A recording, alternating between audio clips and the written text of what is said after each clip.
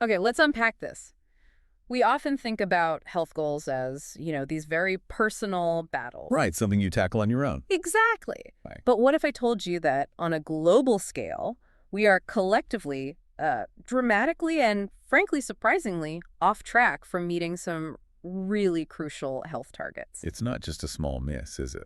No, not at all. It's Yeah. more like a full-blown crisis brewing, and it touches, well, every single country on the planet. Mm-hmm.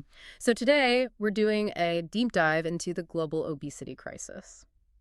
Our mission really is to try and grasp the sheer scale of this problem. Understand why we're falling so short. Yes, those interconnected reasons. And crucially, look at tangible solutions. Things that can happen systemically, but also things individuals can do. What can actually turn the tide? And we're drawing on some solid analysis for this. Oh, we are. Our main source is an insightful piece from reluctantlowcarblife.com titled All Countries Significantly Off Track to Meet 2025 WHO Targets on Obesity. Yeah, it's really striking when you think about the disconnect here. Yeah. Global commitments were made. Big promises. Exactly. Yet the reality on the ground is actually worsening. Quite rapidly, in fact. Yeah. Governments pledged action. But, well, the trend lines are going the wrong way. So what does that mean for the near future? Well, the projections are pretty stark, as the source lays out. Current trends suggest that by 2025, which is really just around the corner, Very soon. 1 in 5 adults globally will be living with obesity. Wow. 1 in 5. It's not just some abstract statistic. It has huge implications. Public health systems, economies, individual lives. Yeah. It genuinely affects us all, sometimes in ways we don't even fully see yet. 1 in 5 adults, that is. Yeah, that's a really sobering thought. And looking deeper into the stats, our source really emphasizes that this burden, it's not spread evenly, is it? No, definitely not. Low and middle income countries, the LMICs, they're seeing the biggest, fastest rise in obesity rates. And they face the biggest hurdles. Absolutely. Things like limited healthcare access, massive shifts towards more sedentary lifestyles, more processed diets. It's a tough combination. But it's not just an LMIC issue, right? High-income countries are struggling too. Oh, for sure. The U.S. is a classic sort of cautionary tale here. Obesity rates there have just climbed and climbed since the 70s. I've seen those animated maps. They show the spread from 1985 to 2010. Yeah, those are powerful visuals. They really show how quickly things change. Freezingly rapid. And the projections for the U.S. by 2025?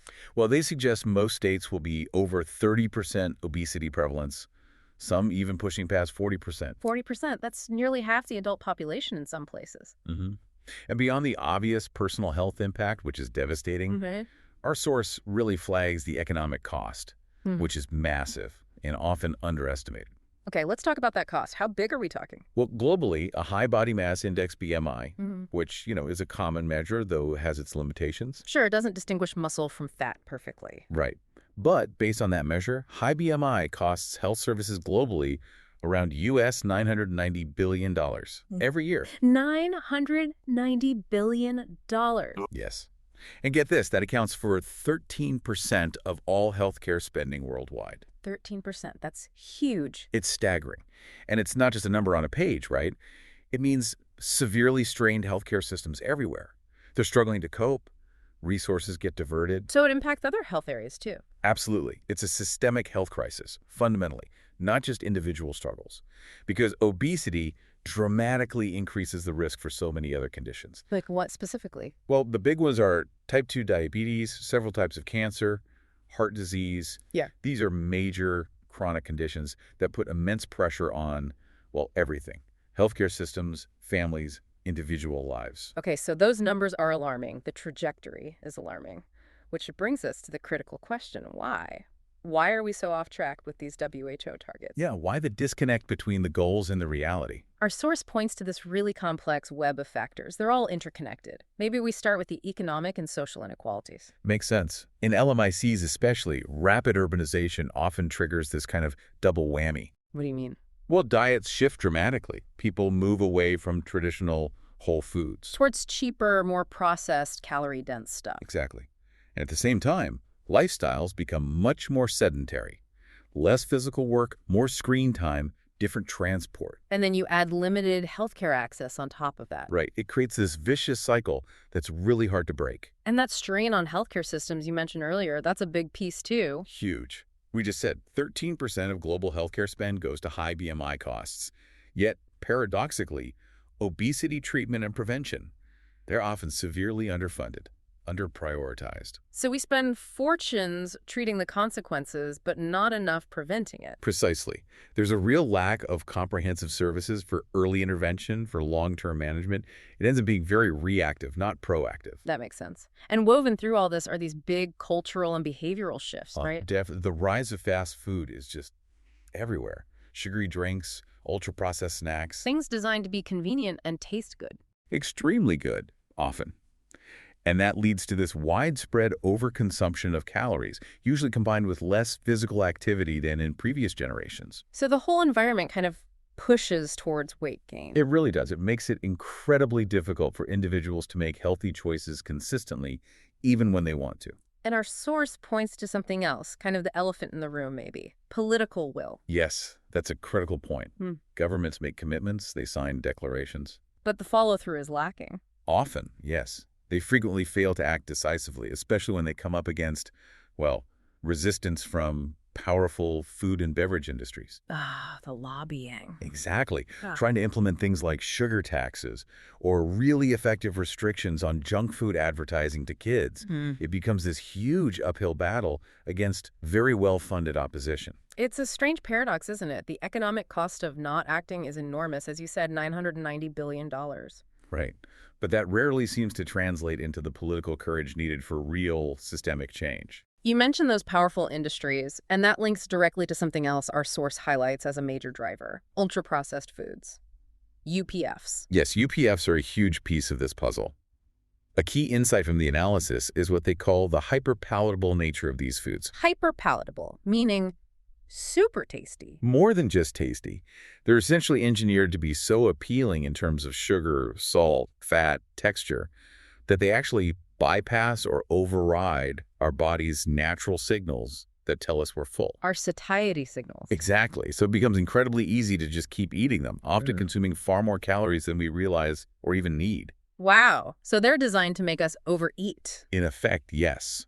They manipulate our biology. Take the high sugar content, for instance. Sugar does more than just taste sweet. It triggers the reward centers in our brain. Like a dopamine hit. Kind of, yes. It drives this feeling of pleasure and reward, which can lead to cravings and make you want more, overriding those fullness signals. Yeah, it's not just sugar, right? No, absolutely not. There's often excessive salt and fat, too. These enhance flavor, make the food feel richer, more satisfying in the moment. Making them almost irresistible. Pretty much. Yeah. And it encourages bigger portion sizes compared to if you were eating, say, simple whole foods. And then you have all the chemical additives, emulsifiers, flavor enhancers, texture modifiers. Things that make them seem fresher or taste better than natural foods. Right. They make them more appealing, maybe more convenient than their unprocessed counterparts. It's a fundamental shift in how food interacts with our bodies. So it messes with our hunger signals. Profoundly. Which really raises the question, how do these engineered foods change our basic eating behavior? You know, it creates this constant uphill struggle for people trying to manage their weight. And that struggle, it isn't just about fitting into clothes or the number on the scale. It's about some really serious health consequences. Absolutely. Downstream effects are significant. Let's dive into those a bit deeper based on our source. Diabetes comes up first. Yeah, obesity is the single biggest risk factor for type 2 diabetes. That's where your body struggles to control blood sugar. And the complications of diabetes can be severe. Right, very severe. Over time, it can lead to things like nerve damage, kidney disease, sometimes needing dialysis, and even blindness. It's a huge burden, personally and for the health system. Okay, what else? Heart disease. Definitely. Excess weight puts a direct strain on your heart and blood vessels. It significantly increases the risk of heart attacks, strokes, high blood pressure. Basically, your cardiovascular system is under constant stress. And cancer. I know there's a link there too. Yes, a growing body of evidence links obesity to several types of cancer. The source mentions specifically breast, colon, and liver cancer, but there are others too. It adds another layer of serious long-term risk. And then there's the mental health aspect, which maybe doesn't get talked about enough. That's so important. The psychological toll of living with obesity, often dealing with stigma and bias, it can be profound.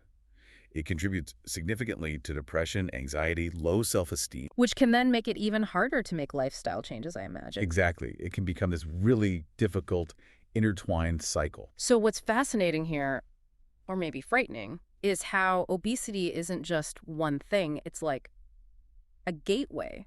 That's a good way to put it. It acts as a gateway to a whole cascade of these chronic, interconnected health conditions. Affecting quality of life, lifespan. Profoundly. It really underscores why we need such a comprehensive and, frankly, urgent approach. This is a complex systemic health challenge we're facing. Okay, so we've laid out the problem, the scale, the why. Let's pivot to solutions. What needs to be done?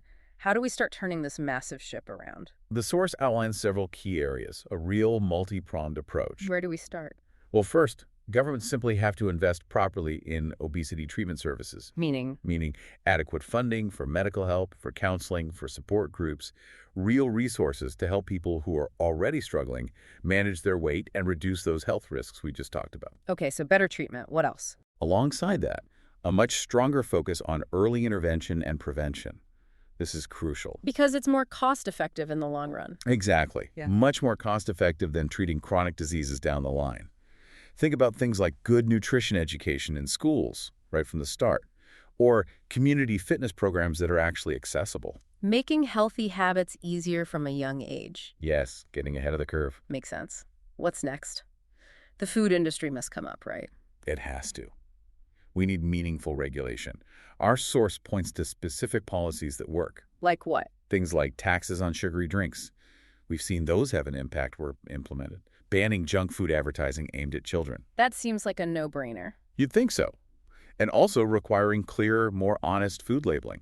So you, as a consumer, can actually understand what you're buying without needing a chemistry degree, making informed choices possible. Okay, regulation. Anything else? Promoting physical activity.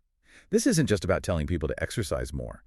Governments and communities need to actively invest in the infrastructure that allows people to be active. You mean like more parks, bike lanes? Exactly. Safe parks, dedicated bike lanes, cities designed to be walkable, not just car-centric, making movement a natural part of daily life. And finally, Raising awareness. Public education campaigns are still important, but they need to be smart about it. Culturally sensitive, tailored to different groups, empowering people with good information. helping them navigate this tricky food environment Right. and these different actions. They're not just isolated ideas, are they? They fit into a bigger picture. Absolutely. These aren't just random suggestions. They're part of a broader global movement pushing for change. How so? Well, think about initiatives like World Obesity Day. That happens every year. It serves as this global platform to raise awareness, yes, but also to advocate for exactly these kinds of policy changes and to mobilize resources. So it connects the dots globally. Precisely. It emphasizes that these aren't just, local efforts here and there. It's part of a collective worldwide push to translate all those commitments we talked about earlier into real, tangible action, building a unified front. Okay, that makes sense on the systemic level, but what about the individual? What about you listening right now? Where do you fit into this picture? That's crucial too. While systemic change is non-negotiable, we absolutely need governments and industries to step up. Individuals aren't powerless. Not at all. Individuals can take powerful steps to protect their own health and contribute to this bigger fight. Our source, reluctantlowcarblife.com, actually introduces a nice framework for this. They call it the health trifecta. Ah, yes. Fullness, fitness, and freshness. Exactly. Can you break this down quickly? Sure. Fullness is essentially about prioritizing foods that actually make you feel full and satisfied, mostly non-ultra-processed foods. Things that provide real satiety, keep hunger away longer, reduce that urge to constantly snack. Okay, makes sense. Fitness. Fitness is about embracing an active lifestyle, finding ways to move your body regularly that you enjoy, making exercise and just general movement a core part of your routine. And freshness. Freshness emphasizes choosing fresh, whole foods whenever possible, consciously moving away from all the packaged, pre-prepared stuff that's often low in nutrients and high in those things we talked about: sugar, salt, unhealthy fats, additives. So translating that for you listening, focus on nutrient-dense whole foods. Stay active regularly. And educate yourself.